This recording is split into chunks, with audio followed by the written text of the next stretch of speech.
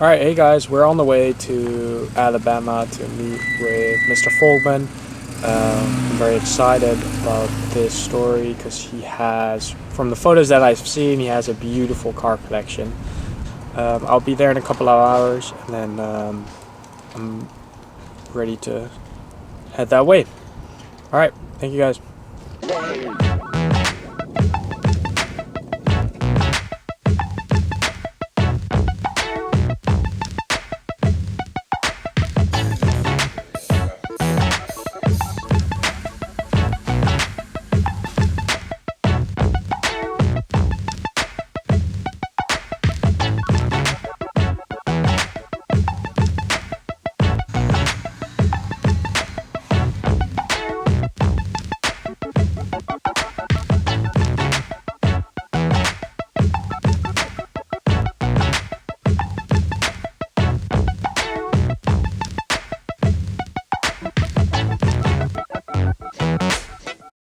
All right, so we're here today in Huntsville, Alabama, at a Porsche collection of Mr. Folgmann.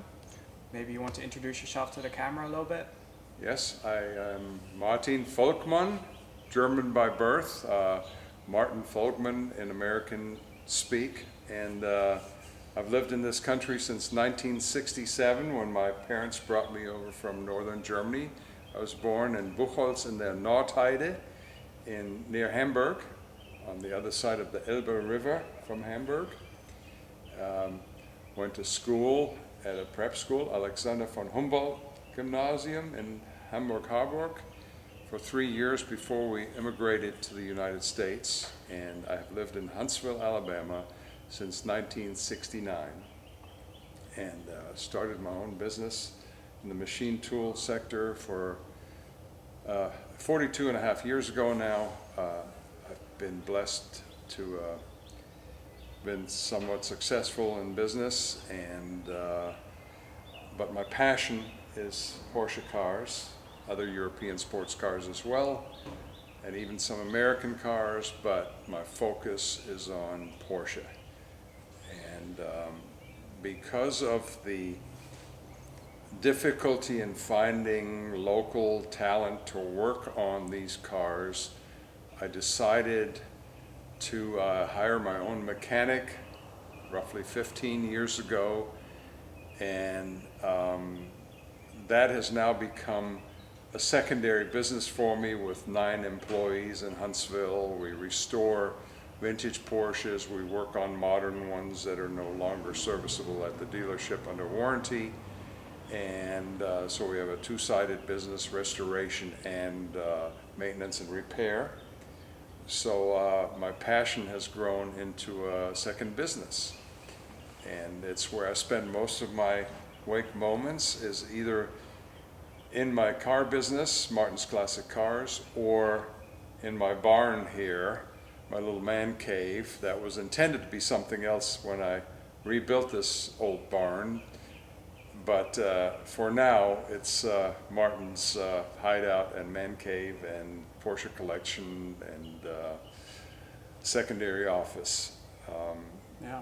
I spend a lot of time here tinkering and playing with my toys, and enjoy my time here. It's very relaxing, and I have friends over. We have Porsche parties here. We have club events here. We occasionally have some parties, and it's just I'm proud to have this little part of my life become such a major component as I work toward retirement.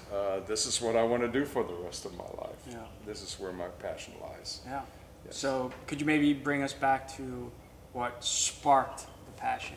A certain car you saw or a certain memory you have? I'm of the opinion that either you're a car guy or you're not, or you're a car person or you're not. There's just a single strand of DNA in your genetic makeup that determines whether you're going to be a gearhead or not. Yeah. Okay? And my parents always claimed that my first word ever was auto, with a finger pointing at something I found of interest when I was a year or two old. Yeah. So I come by it very honestly. It's just part of my genetic makeup, I think. Yeah. It's that simple. And I've just been very fortunate to take it to this level. I know there are better collections, but the people have a lot more invested in their four cams or race cars, aluminum bodied or plastic or whatever. But for me, it's about the passion and the people I've met over the years. All my friends, 99% of my acquaintances are car friends. Okay, everybody I have that I've known for decades is some form of car nut, whether it's American or Japanese or Italian or German. There's that bond, and I value that as much as anything else in my life other than family. Um, so yeah, it was a very early part of my life. I remember before we came to the States, I would have my dozens or even hundreds of little HO cars that went with my Märklin train set lined up on the rug, all lined up. And my favorite car at the time when I was growing up, I didn't know that much about Porsches when I was little, but a 300 SL Gullwing to me was the ultimate dream. Now that I could probably trade a couple of Porsches for one, I've realized I don't fit in them at 1 meter 95 in height. Yeah.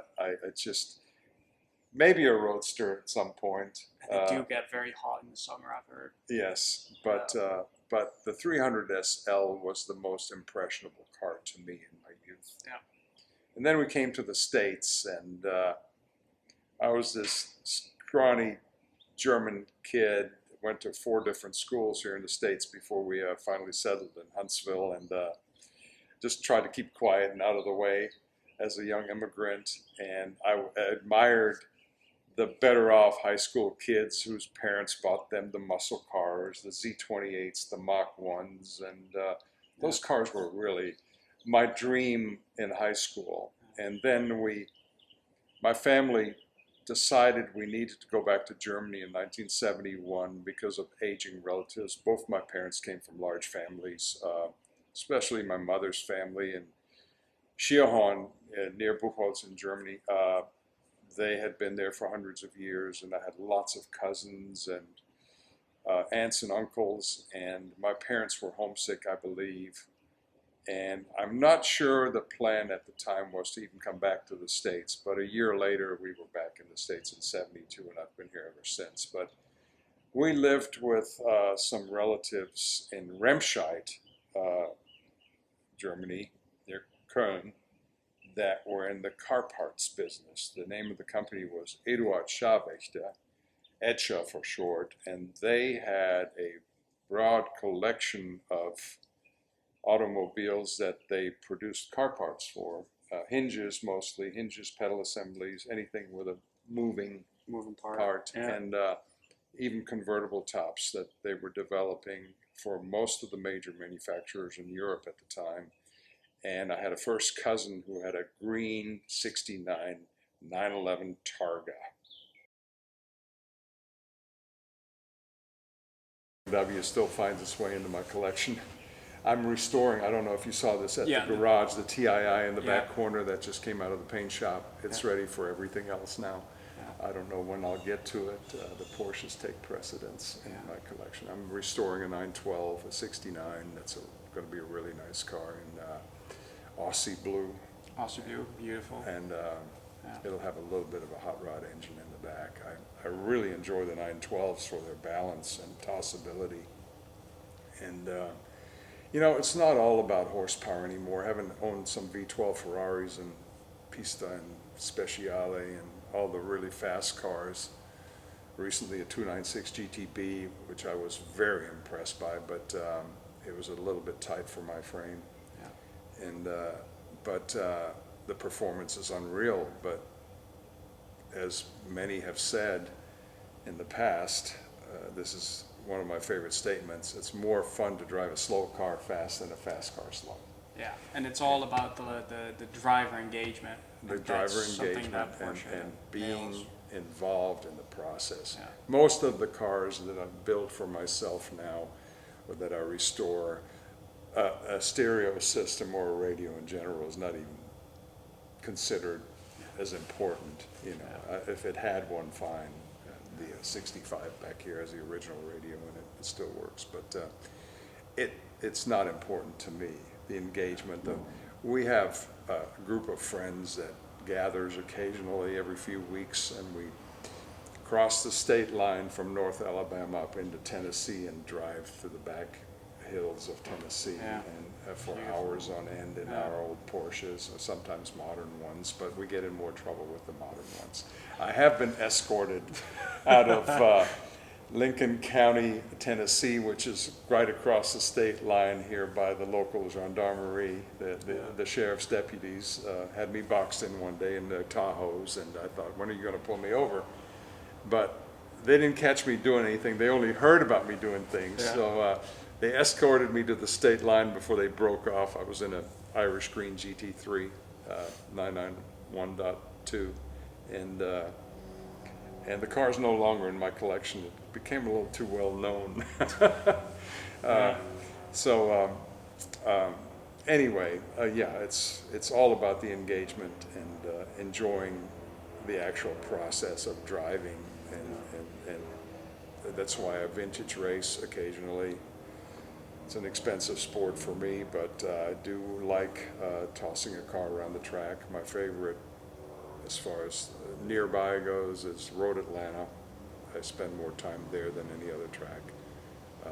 Recently graduated from my 69 twin plug 911 to a GT4 Club Sport. I guess because it's safer mainly. It's quite a bit quicker, and has all the nannies and safety features that you'd want when you're not sure about your skill level all the time. At my age, I don't compete with 160-pound, 25-year-old pro drivers that are out there for lap times, and so the reality sets in that sometimes safety trumps fun, but it's all Porsche. Yeah. And now we're here in the Porsche barn, and you have a lot of Porsches here. So tell me about your most recent purchase. Well, it's this 1957 Speedster, VIN number 82999. I had known about the car for over 20 years, but could never get in touch with the owner, who was the son of the original owner, a Captain Walter Conance from Missouri. Was a World War II fighter pilot. He flew a P-51 Mustang in World War II, who owned the car originally and ordered it from the factory, picked it up at the factory, visited it several times while it was being built. Every piece of documentation is with the car. It's a matching numbers, 356A, early 56 with the beehives. And I just want to honor the original owner, so I named the car Wally, which was his nickname in the Army flying squad. I guess it's Air Force now, but it was Army back then.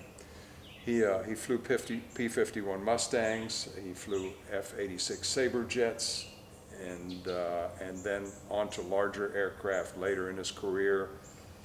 And I think I have several pictures of the Speedster with him, the owner, and his little Piper that he had as a personal plane after his retirement.